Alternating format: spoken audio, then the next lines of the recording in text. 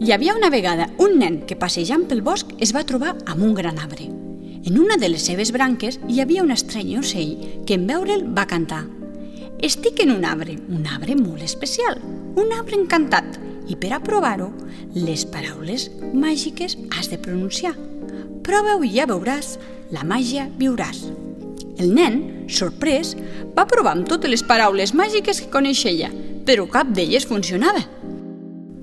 De sobte va recordar que sempre li deien que la vida és molt millor quan en diuen les paraules màgiques, quan les coses es demanen sisplau i es donen les gràcies educadament.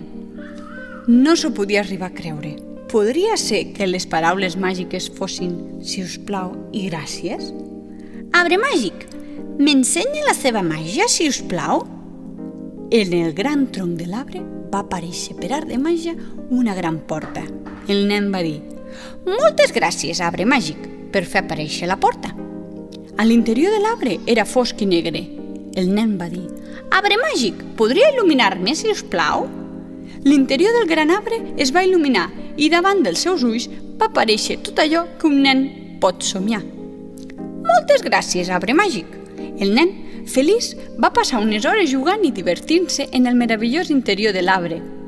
Quan ja s'acostava l'hora de tornar a casa, va sortir de l'arbre màgic i va pensar que mai més oblidaria que les veritables paraules màgiques són sisplau i gràcies. Mentre el nen s'allunyava caminant pel bosc, va poder sentir la lletra de la nova cançó que l'estrany ocell cantava. «Gràcies, arbre màgic, anem a un altre lloc». Per a un nen poder ensenyar que sempre les veritables paraules màgiques s'han de pronunciar i així la màgia viurà. I això és tan veritat com que el conte s'ha acabat.